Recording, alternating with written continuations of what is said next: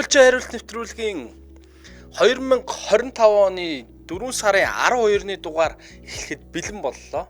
За хуульчин хариулт нэвтрүүлгийг хуульчин хариулт Facebook хуудастай болон өмгөөлийн цэцэн хуульч консалтинг хуулийн фирмтэй хамтран бэлтгэдэг. За хуульчин хариулт нэвтрүүлэг та бүхэнд хуулийн анхан шатны мэдээлэл мэдлэгийг та бүхэнд одоо хүргэдгээрээ юм онцлог билээ.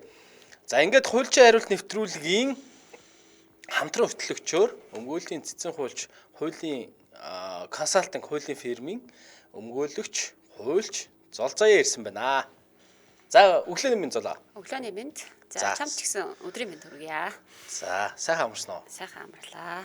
За хоёулаа ч одоо баг радио дээр л тарах гэдэг нь да. Сүүлийн үед бол тэгж чинь тий. За хоёр талд хоёулаа завгүй гүсээр байгаа тийм ээ. За ингээд ойр цон сайхан юу байна? Ойр цон сайхан ихтэй. За мэдээж хэрэг одоо иргэдэд ямар талаар хуулийн зөвлөгөө хүү гээл бас 7 хоног бодоол бясалгаал явлаа.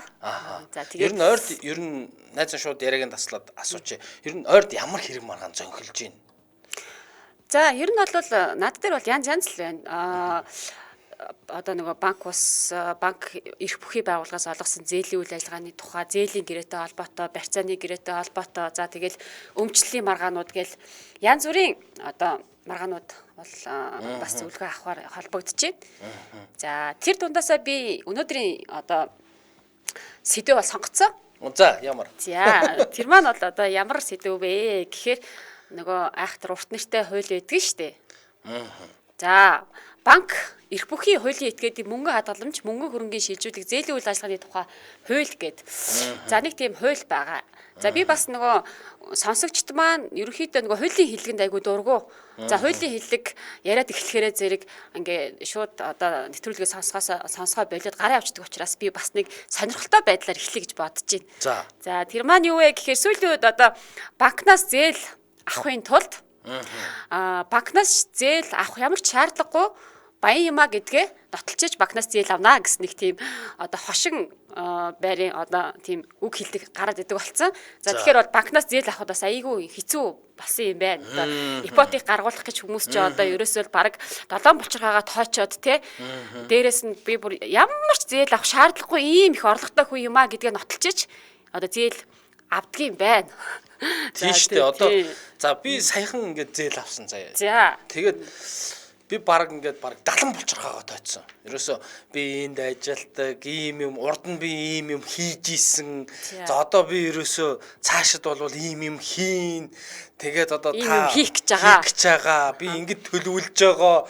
Гэ одоо баг миний бүх бизнесийн нууцыг мэдэж авсан. Одоо баг нөө хаваа чи хэлсэн биз дээ тий. За тэгээд та ер нь юу идэж уусууж тэ хоол идэж амьдрдаг хүн байгаад. Та хэдэн грамм уусууж ин хэдэн грамм чинь өндөг талах идэж ин гэж бүгдийг асуудаг нь шүү дээ. Тэгэхээр асуух нь байна тий. Тий. Яг ийм байдлаар би ерөнхийдөө зээл авсан. За тэгвэл танд баяр хүргэе. Та зээл авч чадсан За байна. хоёлаа ямар ч л байсан энэ сэдвийнхаа хүрээнд мэдээж банкнаас зээлгүй, за мөн банкусаас зээлгүй хүмүүс баг цөөхөн байгаа бах тийм ээ.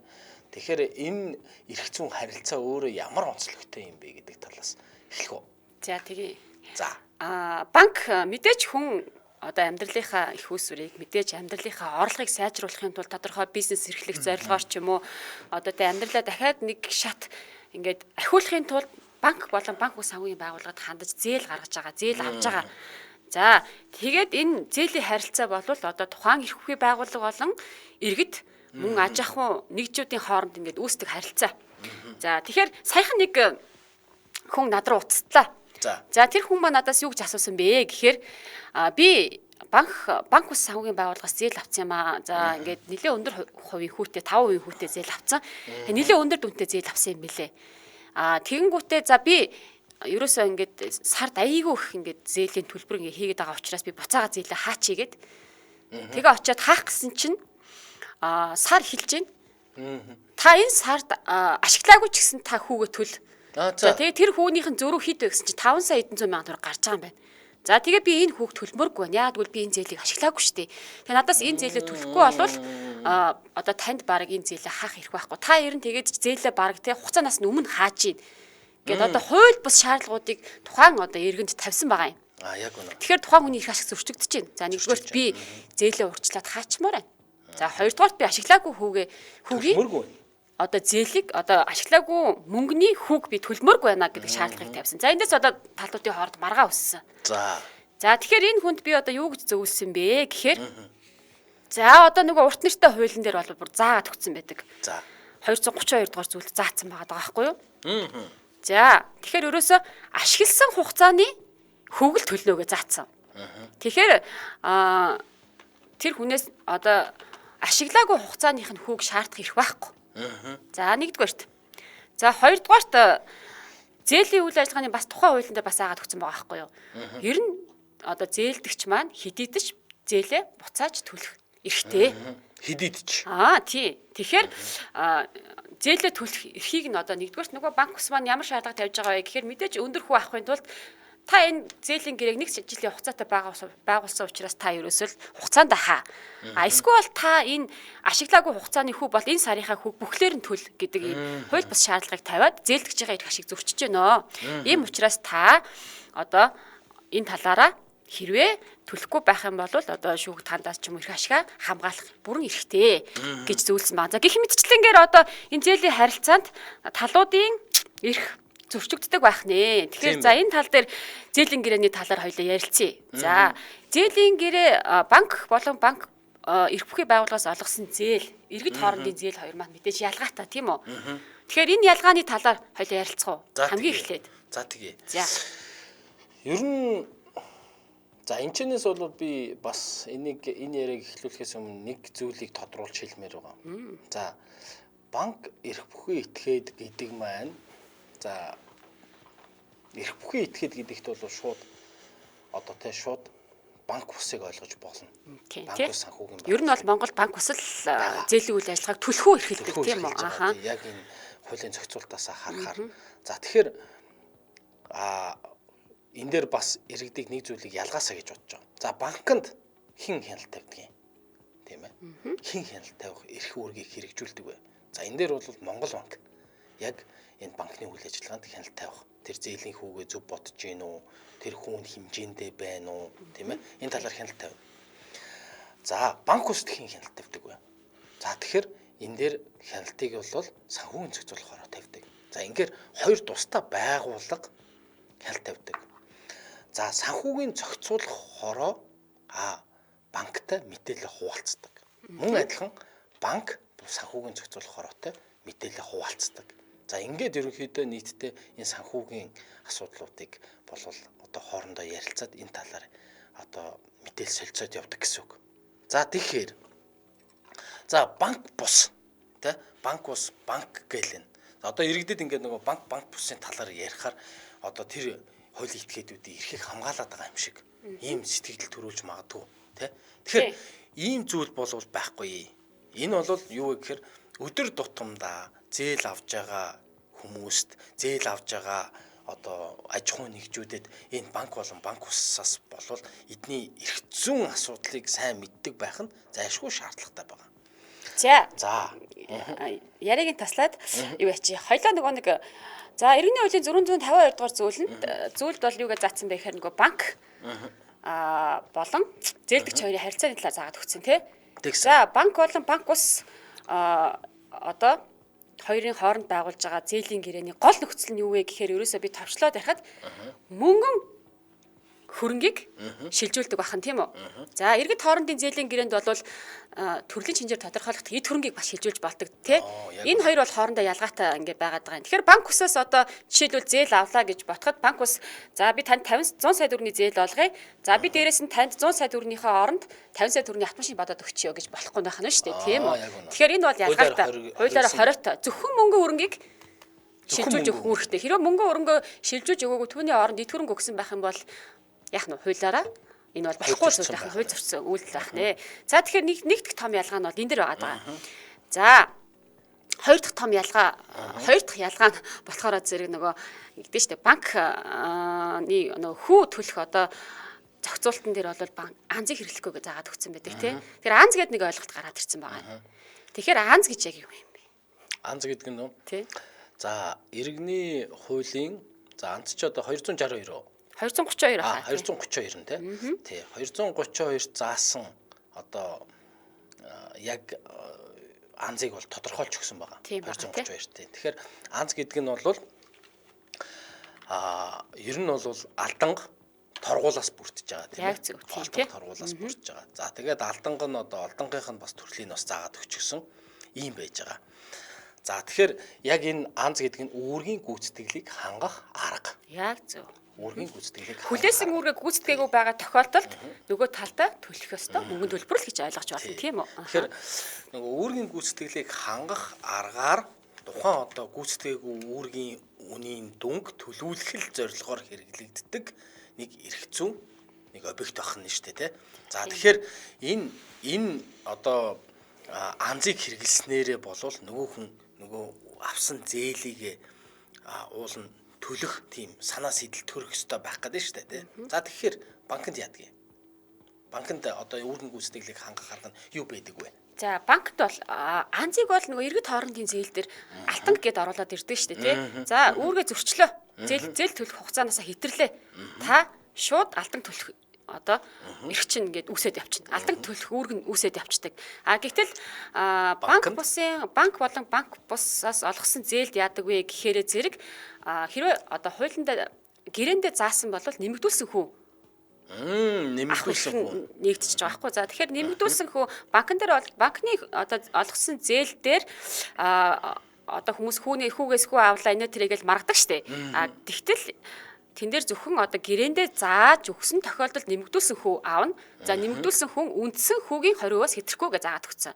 За тэгэхээр одоо жишээлбэл үүргээ зөрчсөн тохиолдолд тухайн зээлдэгчид ямар арга хэмжээ авах вэ гэхээр үүргийн гүйцэтгэл хангуулахын тулд нэмэгдүүлсэн хүү батгах нь шүү дээ. Тэгэхээр нэмэгдүүлсэн хүү маань тухайн одоо зээлийн үндсэн хүүний 20%-аас хэтрэхгүй гэдэг. За тэгэхээр хүү одоо тухайн банкаас зээл аваад тань дээр одоо та ингээд үнэлэхгүйгээр их хүү төлөөд байна. Үнэлэхгүй би одоо ингээд илүү мөнгө төлөөд байна гэж үзэж байгаа бол та ерөөсөө банкнаас шаардж байгаа тэр дөрвөн төлөвлөлийн зээлийн төлбөрийг харах хэрэгтэй. Нэгдүгээрт үндсэн төлбөр яаж авч чинь, хоёрдугаарт хүү яаж авч чинь, гуравдугаарт хугацаа хэтэрсэн хүүг яаж авч чинь. За дөрөвдүгээрт надад нэмэгдүүлсэн хүү яг аль дүнгээс нь бодож чинь. Гэтэл нэмэгдүүлсэн хүүг үндсэн одоо зээлийнх нь үндсэн дүнгээс бодоод тэрний 20%-аар бодоод айгүй хэмжээний одоо нэмэгдүүлсэн хүүг ботцсон байдаг. Ийм тохиолдол бүр ингээд яг шүүхтэр яваад тийг хасагдчихсан.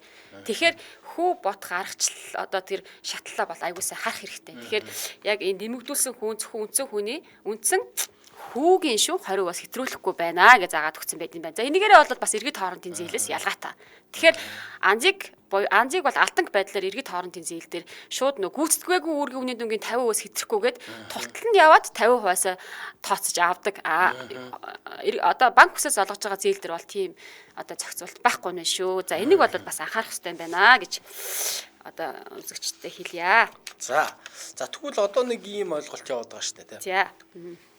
За. Барьцаа. Тий. Тэгэхээр банк болвол барьцаа авахгүйгээр ерөнхийдөө зээл олгож исэн зүйл байт юм уу ер нь? Барьцааны гэрээ байгуулахгүйгээр.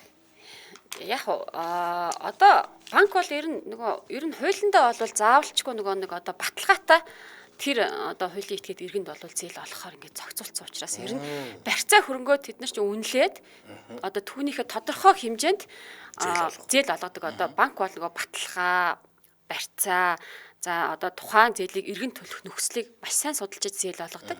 Энэ нь бол бас нөгөө иргэд хоорондын зээлээс бас ялгаатай. Одоо тэгжээж нөгөө буцаад тэр хүн зээлээ төлөх юм нөхцөлийг нь хардаг учраас ер нь бол ихэнхдээ барьцаатай байдаг. Ер нь барьцаатай байхыг хуулиар шаардсан. За хоёрдугаарт нь юу вэ гэхээр банкны зээл бол нөгөө зориултын дагуу ашиглаагүй дандаа шалгадаг. Тэгэхээр нөгөө зориулт одоо энэ зээлийг олгохдоо бизнесийн зориултаар олгож гин үү, аж ахуйн хэрэгцээнд олгож гин үү гэдэг нөгөө төрөл бүрээр нь тодорхойлцсон байдаг. Ер нь бол тэрнийхээ дагуу тэд нар бас нөгөө яг тэр зориултын дагуу ашиглаж гин үгүй юу гэдгийг шалгах хэрэгтэй. Хэрвээ ашиглаагүй байх юм бол туслах эрх нь буцаагаад банкнд бол байдаг. За үүгээрээ бас ингээд айгүй том ялгаатай байгаад байгаа.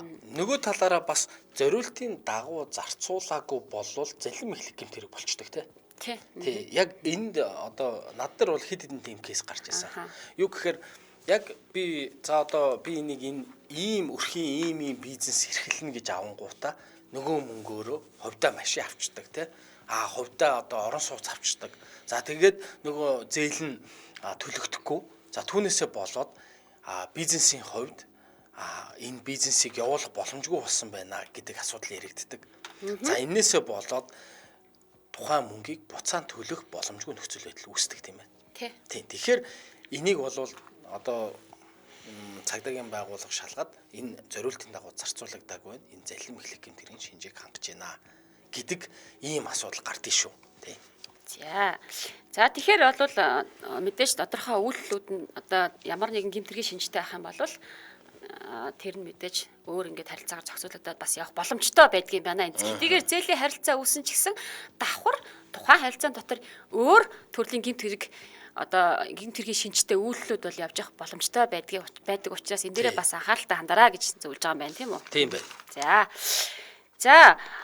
За мөн өөр иргэний хуулийн 452 дугаар зүйлд бол сая мөнгөн хөрөнгийг бол шилжүүлж өгөхийг зөвхөн мөнгөн хөрөнгө гэж хоёлаа ярьсан тийм үү? За үүнтэй холбоотойгоор одоо ямар нэгэн мөнгөн хөрөнгө шилжүүлж өгөөгүй ч юм уу одоо тухайн зээлэн дээр өөр төрлийн одоо харилцаанууд орж ирсэн юм тохиолдол чамд байсан уу ер нь? За мөнгөн хөрөнгийг шилжүүлж өгөөгүй гэдэг асуудал бол ер нь ихэвчлэн нэг банк ус дээр гарсан байдаг. Тий, ер нь бол яг тэр чигээр нөгөө мөнгөн хөрөнгө шилжүүлгүүгээр өөрт байгаа барьцаанд байсан барьцаанаас дуудлах худалдаанд борлуулагдах гэсэн машина бусдад зээл болгоод өгчихсөн. За бусдын үр төлбөрийг барагдуулчихсан. За бусдад зээл болгоо гаргачихсан асуудал байсан. За ингээд үүнээсээ хамаарад ерөнхийдөө тухайн асуудал бол шүүхтэр бол унж байгаа асуудал байгаа. Өөрөөр хэлбэл нөгөө хүү болоод нэмэгдүүлсэн хүү за алтан ганцыг бол шаардаж авч чадаагүй ийм асуудал байгаа. За бусдаар бол яг мэдээж хүний эд хөрөнгийг авсан бол тухайн асуудал дээр энэ зээлийн харилцаа үүсээгүй байх юм бол шууд 492 руу буюу үнэлэлгүй өр хөрөнгөцсөн асуудал руу яваад өгдөг. Яг гэвэл хоорондоо гэрээгээр тохиролцоогүй байх юм бол гэрээний харилцаа үүсээгүй эсвэл гэрээний харилцаа нь хожим дуусгар болсон ийм асуудал дээр үнэлэлгүй өр хөрөнгөцсөн асуудал гараад ирдэг. За тэгэхээр энэ дээр бол их нарийн зохицуулт байдаг учраас нэг амархан юм шиг мөртлөө. Хоёр одоо ингээл шүүхтэр орохоор тэгдэж штэ. За өгсөн тодорхой авсан тодорхой юм чи энийг шийдэж ядаад ах юу хийдин гэдэг ингээ хүмүүст ойлголт байдаг.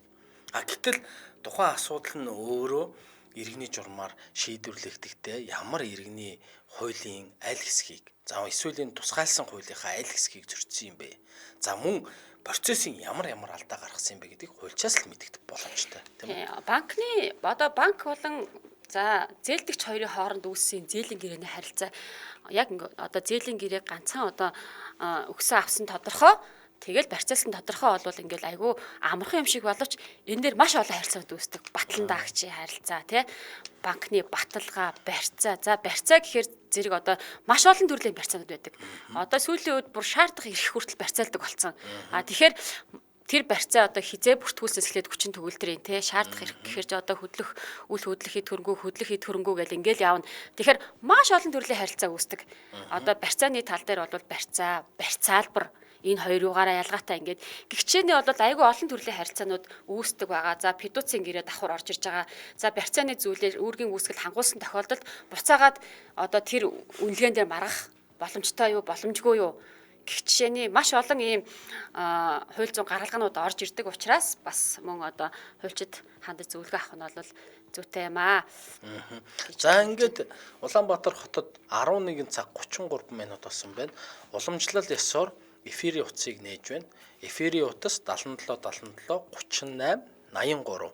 За ингээд та шууд эфирийн утсанд холбогдсноор за өнөөдрийн сэдвүүтэй холбоотой болоод за өнөөдрийн сэдвээс өөр ямар эрх зүйн харилцаа танд учирсан танд мэрэгжлийн хуульч өмгөөлөгч нараас авах ямар асуултууд байгаа вэ? За тэр талаараа та бүхэн шууд нэвтрүүлэгт холбогдож утсаар зөвлөгөөг аваарай. За ингээд эфирийн утсыг дахин зарлая. 77 38 83. Эфирийн утсын одоо нийсэнтэй холбогдуулаад мөн гадаадаас бас утас бас авагдж байгаа. За эхний сонсогч орж ирж байна. За өглөөний мэнд. Таныг сонсож байна. За тасарчлаа. Та дахиад холбогдоорой.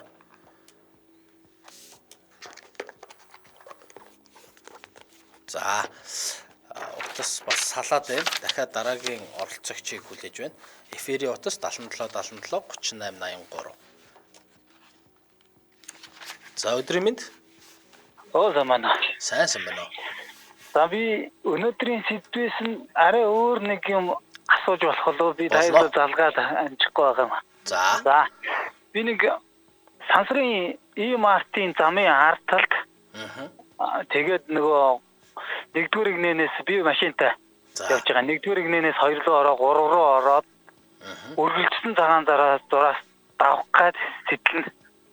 Гэхдээ цагаан дураас даваагүй 3 дугаар игнэлөө ороод ингээ жоохон ингээ дали зогсож ирсэн чинь ундаг дугуйтай нөхөр замын голоор явж байгаа ирээ мөргөөд унтсан юм баггүй.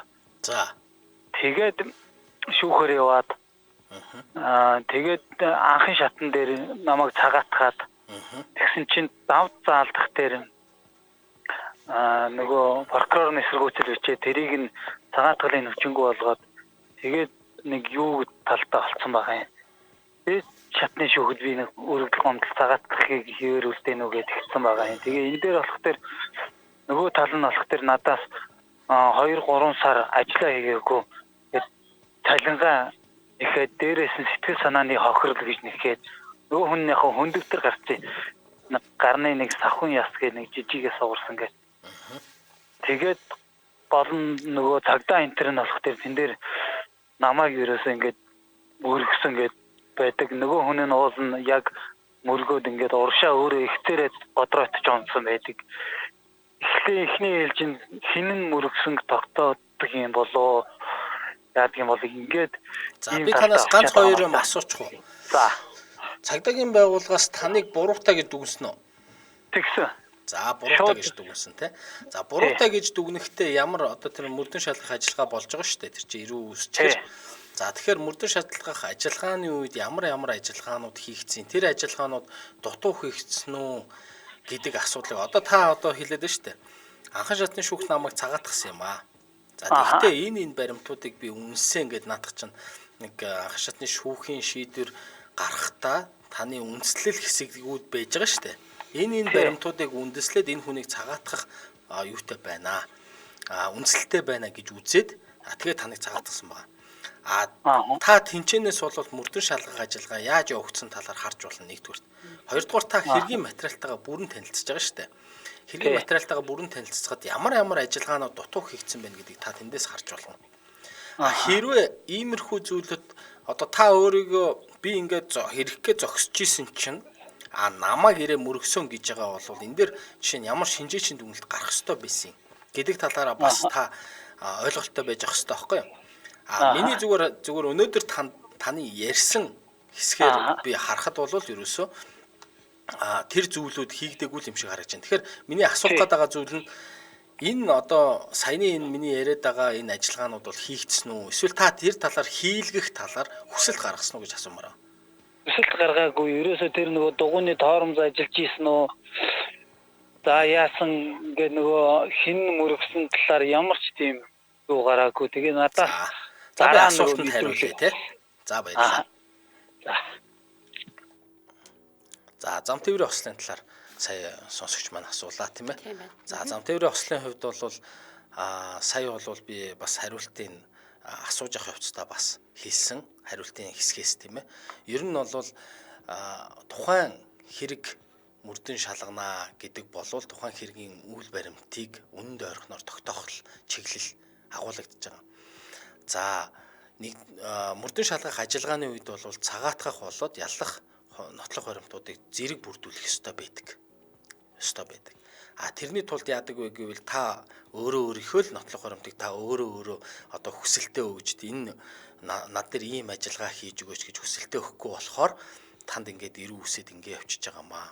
За ингээд шүүхээр орсны дараа бол шүүх хавцас зэрэг цугларсан нотлох баримтын хүрээнд л шийддэг болохоос биш таны саяны яриад байгаа зүйлүүдэд үнэлэлт өгнөлт өгөхөд бол хэцүү байгаа. За мэдээж яг анхан шатны шүүх бол таны ярьж байгаа зүйлд үндэслэн байж болно. Харин давзаалдах шатны шүүх бол хэргийн нотлох баримтанд дүгнээд за тэгээ цагаатгах шийдвэрийн хүчингү болгоод ингээд явсан харагдаж байна. Тэгэхээр та одоо цаашид бол ерөнхийдөө энэ процесс ингэж зөрчигдсөн юм талаараа одоо гомдлоо өгөөд явах зайлшгүй шаардлагатай. Мөн та мэрэгжлийн өмгөөлөгчөөс бас зөвлөгөө аваарай гэж хүсмээр байна, тийм ээ. За дараагийн нэмээд нэг хэлэхэд тайлбар хэлэхэд зам тээврийн ослын хамгийн гол нотлох баримт бол хамгийн эхлээд нөгөө А цэгийг айгуу зөв тогтоосон байх хэвээр. зөв. Тийм. Тэгэхээр би яг саяны хүн бол анхан шатны шүүх нь өөрөө цагаатах ийм шийдвэр гаргачаад байгаа. Тэгэхээр энэ бол мэдээч айгүй боломжтой учраас энэ цагаатах шийдвэр гараад за давхаас одоо ямар одоо мөрдөн шалах ажиллагаа дутуу байсан тэрийг үндэслэн ч байхыг одоо үүсэх аргагүй. Тийм болохоор хамгийн анхны Азийг бас та зөв тогтоогдсон байна уу? Шинжээчийн дүгнэлтүүдийг бас та харьцуулж хараараа. Тэгээд яг одоо дээд шатны шүүх рүү явахдаа хамгийн боломжтой хувилбараар та яваараа буцаагаад анхан шатн дээр авчираад тэрийг шийдвэрлэх нь зүгээр байна уу? Эсвэл бол анхан шатны шүүхийн шийдвэрийг дэмжиж явах нь зөв үү гэдэг дээрээ та хуульчаас зөвлөгөө аваад явах юм бол одоо илүү эрсдэлгүй байхаа гэж зөвлөмөр байна. За баярлалаа. За дараагийн сонсогчийг авъя. Дахиад тасарчлаа. За та дахиад залгаараа 9991 гэсэн дугаартай сонсогч маань. За сайн холбогдох гээд хэд хэд дуулалтаа холбогдох гээд утсан тасарчлаа. Уучлаарай. За ингээд зам тээврийн осол маань өөрөө одоо ингээд яг ойрын жилүүдэд бол маш их тохиолдод байна шүү дээ. За тэгэхээр бас хүмүүст бол энэ талаар мэдээлэл хүргэлээ. За ингээд дараагийн сонсогч 8873 өдрийн мэнд. Байна уу? За байна уу? Байна. За. Наад яг сэдвийн сонслоо нэвтрүүлье. За. Тэгээ одоо тэтгэврийн зээлтэй хүн хүүхэд мөнгө өгөхөөр нь зээлээ хааж болохоор байна уу? Болохооргүй байна уу? За, таны асуултанд хариулъя.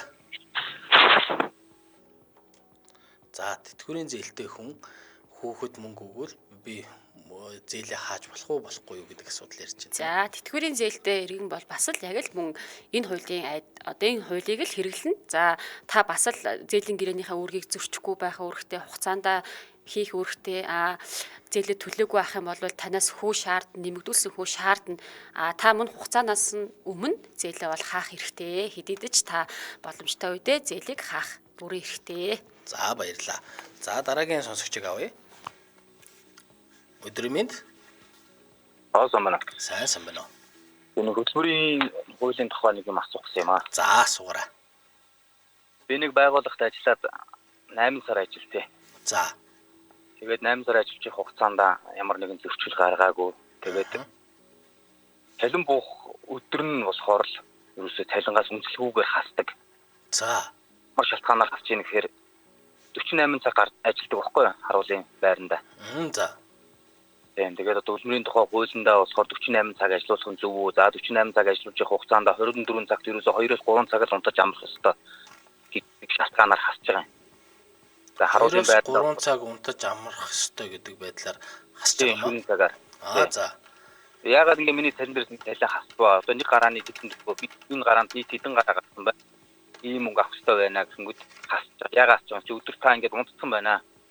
Шөнийн цагт ерөөсөө 2-3 цаг л унтах ёстой. Тэгэхээр 2-3 цаг унтаад ямар үр бүтээлтэй ажиллах юм бэ? Би ямар нэгэн байдлаар бэлтгэж гэмтүүл яах юм бэ? Тэгэхээр тэгвэл болчихоч штэ. Ажил хаалцтай юм гэдэг. Дараагийн асуудал нь болохоор 6 сар ажиллаа би ээлжийн амралтаа авъя гэдээ өргөдлөө өгсөн чинь өргөдлөг сурзаа ээлжийн амралтаа авч болно гэдэг төвчөрөө зогсож байгаа юм. Тэгээд ээлжийн амралтын мөнгө байхгүй. Мөнгө нь оруулахгүй. Би ээлжийн амралтыг яг хоногд амрахгүйгээр би зүгээр ингээ ажиллаа талингаа авъя. Гэхдээ би ээлжийн амралтын мөнгийг авъя гэхээр ээлжийн амралтын мөнгийг өгөхгүй. За би танаас ганц хоёр зүйл асууж болох уу? За 48 цаг гараад хэдэн цаг амардаг вэ та? Хэдэн цаг юу яадаг вэ? Ээлжийн асуугаад байгаа шүү те. 48 48 уу те? За тэгэхээр та 7 хоногт ер нь сарда ер нь хэдэн цаг ажилладаг вэ? Цагаар бодоход уу? Цагаар бодоход. За би 7 хоногтой би чинь үндсэндээ нэг 3-4 гараа гарч байгаа юм. За 4 гараа тий. Тэгэхээр та 7 хоногт бол 4 гараа гарахад 4 гараа гардаг юм уу яг? Энд чинь таны нөгөө хийсэнтэй нийцэхгүй байна да. 48 гэдэг чинь 2 хоног тийм үү? 2 хоног тий. Тий. Тэгэхээр ч одоо 7 хоногт багтахгүй байна л да 4 гараа гэхээр. Яг хоо 8 хоногт би 4 гараа гарна гэсэн үг л дээ. 7 хоногт нь 3-4 гараа. 8 хоногт 4 гараа гарна. Тийм заримдаа нөгөө хүн ирэхгүй тохиолдолд бол үлрээд гарч байгаа юм л да.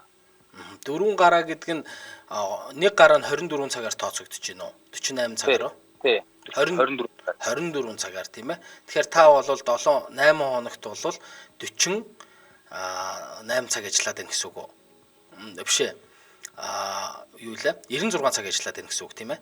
Тий. За таны асуултанд хариулъя. Дээрэс нь бас нэг юм асууя. Танаа байгууллагт чинь хөдөлмөрийн маргаан таслах комисс гэж байдгүй? Байхгүй. За баярлалаа. Таны асуултанд хариулъя. За та хариулах уу? За үнэлгүүгээр цалингаас хасдаг гэж байна тийм үү? За үнэлгүүгээр цалингаас хасдаг юм байна. Энэ үнэлгүүгээр цалингаас бол хасах юмш ирэх байхгүй компанид. За тухайн хүн ажлын байраа одоо яг ажлын одоо байрны тодорхойлолтод заасан үүргээ биелүүлсэн тохиолдолд бол тэр хүний одоо үнэлгүүгээр цалингаас хасах бол ямар ч ирэх байхгүй. За тухайн одоо мэдээч одоо нэлээд олон юм тодруулж бас энд бол хариулах ёстой. За тэгэхээр одоо яг өгсөн мэдээлэл нь бол тухайн хүн бодвол ажил дээрээ ажиллаж байгаа ажлаа одоо ажлынхаа байрны тодорхойлолтын заасыг дагуу гүйцэтгсэн байхад миний ажлын одоо цалингаас хасаад байна гэж байна. Тэгэхээр бол ийм ирэх байхгүй. Ажлын цалингаас хаснаа гэдэг чинь өөрөө тухайн ажилтнанд нөгөө ногдуулж байгаа шийтгэлээ нэг төрөл байхгүй юу. Тэгэхээр ийм ирэх бол байхгүй. За мөн дараалсан 2 ажлын өдрийн одоо хоорондын амралтын цаг гэж байдаг. Тэгэхээр дараалсан 2 ажлын өдрийн хоорондын тасралтгүй амралтын хугацаа бол 12 цагаас доошгүй байх ёстой. Тэгэхээр тэр хүнийг бол заавал 12 цагаас доошгүй хугацаагаар амраасны дараа одоо ажилтнанд буцааж гарах хэрэгтэй байх нь шүү дээ тий. Тэгэхээр энэ хүний ирэх бол зөрчигдөд байгаа юм шиг бол харагдаад байна яг энэ юунаас харахад.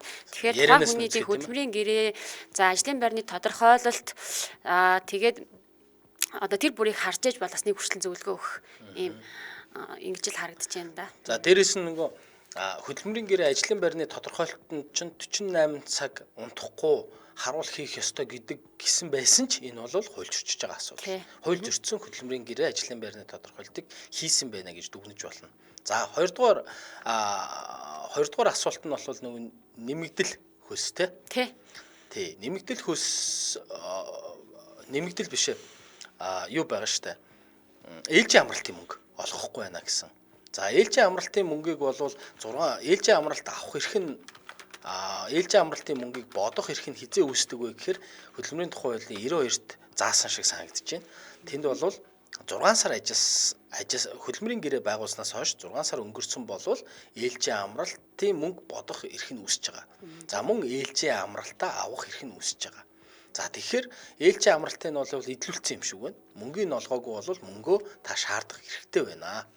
За үүн дээр бол би нөгөө нэг асуулт асуугаад байгаа шүү дээ тий. Танад хөдөлмөрийн маргаан таслах комисс гэж байдгүй гэдэг тий. Хэрвээ танаа байгууллагт хөдөлмөрийн маргаан таслах комисс байхгүй бол та дүүргийнхаа хөдөлмөрийн маргаан таслах комиссэд хандаад та одоо яг энэ хөдөлмөрийн зөрчилтэй холбоотой зүйлүүдэд хамгийн түрүүнд гомдол гаргаж өгөөрэй. Шийдвэрлэх арга зам нь тийм ээ. За хөдөлмөрийн маргаан таслах комиссэд хандахаас өмнө та бас хуульчаас зөвлөгөө авч болно. За хуульчаас зөвлөгөө аваад гомдлоо бичүүлдэг юм уу эсвэл гомдлоо бичихтэй зөвлөгөө аваад тэгээд хөдөлмөрийн маргаан таслах комиссэд хандах юм бол энэ талаар бас одоо танд илүү одоо боломж нээгдэнэ. Энэ өөрийнхөө эрх зөрчигдөд байгаа асуудал дээр. За дээрэс нь одоо яг иймэрхүү чиглэлээр хууль зөрчсөн үйл ажиллагаа явуулж байгаа байгууллага байх юм бол та бүхэн зөрчлийн тухай хуулиар маш өндөр хэмжээний торгуултай шүү. Тэгэхээр энэ бол бас хүний эрхийг бол ингэж зөрчиж болохгүй. Яг ийм одоо яг ярьж байгаа нь үнэн болвол тийм ээ. Яг энэ тал бол ээлжийн амралт гэдгийг бол ер нь 99-р зүйл заагаад өгсөн мэт байна. Та бүхэн бас ингэж 99-р зүйлийг уншаараа хөдөлмөрийн тухай хуулинд. За хүн бол ер нь ээлжийн амралтыг жилд нэг удаа заавал авах ёстой. За тухайн хөдөлмөрийн гэрээ байгуулаад 6 сар ажилласан бол шууд эрх чинь үүсээд явна. За хэрвээ ээлжийн амралтаа авахгүй би одоо ээлжийнхээ амралтны мөнгийг ингээд бодуулаад авчмаар байна гэдэг тохиолдлууд бас айгүйх байдаг. Энэ тохиолдолд бол ээлжийнхээ амралтыг бээр эдэлж чадаагүй тохиолдолд мөнгөн урамшуулал буюу мөнгөний одоо хэмжээг нэмэгдүүлээд тухайн хуулийнхаа 110.2-т заасан хэмжээнээс нэмэгдүүлж олвол олгох асуудлыг одоо тухайн одоо байгууллагын хамтын гэрээгээ шийдээд тэгээд тэр ажилтнанд зайлшгүй заавал олгодог байх нэ. Мэдээлэл тийм ээ. За ингээд нэг сонсогч аваад энэ өнөөдрийн нэвтрүүлгийг өндөрлөе. Өдрийн мэнд. Өдрийн мэнд. За. За надад нэг юм асуудал байна. За. Би нэг техник түрээсийн юм асуух гэсэн. Асуу. За техник түрээс гэрээгээр түрээслээд. Тэгээд одоо ингээд одоо хүртэл түрээсийнхээ мөнгийг олж авч чаддгүй. За тэгээд тэрийг болохоор би эхлээд одоо аль болох шүүхээр явахгүйгээр шийдчихийгээд зөндөө асуугаад гуйгаад болдгоо. Тэгээ шүүхээр явах гэхээр бас хүмүүс ахын дээр одоо шүүхээр явахлаар чинь наад чинь доор хаяж жил болно. Тэгээ дараа нь нөгөө компани чинь мөнгөө уулзуулж өгөөд наад чинь юм болдгүй шүү. Шүүхээр битгий яваа гэд. Тэгээ одоо би яг яах учраа олохгүй болчиход. Ойлголоо. Тий. За та нууц биш бол хизээ туризм гэрээ байгуулсан бай.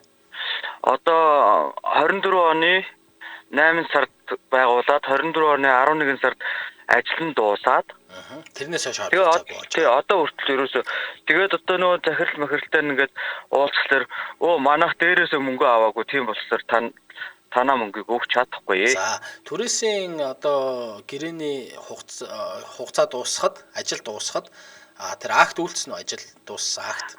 Ажлын акт нь үйлдэгдэг байгаа. За баярлалаа. За та хариулах уу? За би түрээсийн гэрээгээ болвол ерөнхийдөө түрээсийн гэрээний харилцаа үүсгэн бичгээр байгуулсан. За тэгээд түрээсийнхаа төлбөрийг төлөөгүй өргөг бүсдэг учраас би одоо яах вэ л гэдэг тийм үү. Тэгэхээр хүмүүс бол за шүүхтэр очиод айгүйх уддаг. Тэгээд ингээд бараг 1-2 жил болно гэж зөвлөд байна. Шүүхтэр очихгүй байсан ч та удна тий. Хэрвээ одоо тухайн байгууллага би яг ийм айгүй олон кейс мэднэ л дээ. Тухайн байгууллага за ингээд эвлэрэх гээд байгаамаа, яг өгөх гээд байгаамаа, яг өгөх гэж байна гэд ингээд бүхэл бүтэн жил 2 жил явдаг. За дараа нь тэгэхээр яах вэ гэхээр тухайн түрээсийн гэрээний хөөн хилцэх хугацаа бас яригдаж эхэлнэ. Ингээд сүүлдээ 1 жил, 2 жил, 3 жил болдог. Тэгэхээр би таныг хэрвээ үнэхээр тухайн ажил одоо тэр түрээслэгч маань одоо таны түрээсийн төлбөрийг төлөхгүй байгаа тохиолдолд би бол таныг шүүхэд хандаад яваасаа л гэж бодож байна. Тун яаралтай шүүхэд хандаад одоо тэнд чинь шийдвэр гүйцэтгэлийн маш олон аргууд байгаа. Тухайн одоо байгууллагын одоо хариуцагчийн тэр эд хөрөнгийг битэмжлэх маш олон хэмжээний арга хэмжээ байгаа. Тэр арга хэмжээдүүдийг та ахуулаад явах нь бол зүйтэй гэж танд бол зөвлөмөр байна. За баярлалаа. За ингээд энд хүрээд манай өнөөдрийн нэвтрүүлэг үүгээр өндөрлөж байна. За маш олон дуудлагууд ирж байна. За та бүхэн одоо нэвтрүүлгийн доор гарч байгаа утсаар та бүхэн холбогдоод мэргэжлийн хууль өмгөөлөгч нараас энэ талаар асууж болно. За дээрэс нь манай хуульчийн хариулт пэйж хуудас болоод өмгөөлийн цэцэн хуульч консалтинг хуулийн фирмийн пэйж хуудас руу холбогдоод та бүхэн мэргэжлийн хуульч өмгөөлөгч нараас асуух зүйлүүдээ асуугаад зөвлөгөөгөө аваарай.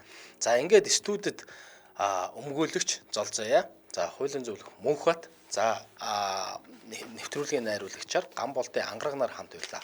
За дараагийн 7 хоногийн хагас өдөр уулзтлаа. Түр баяртай. За баяр та.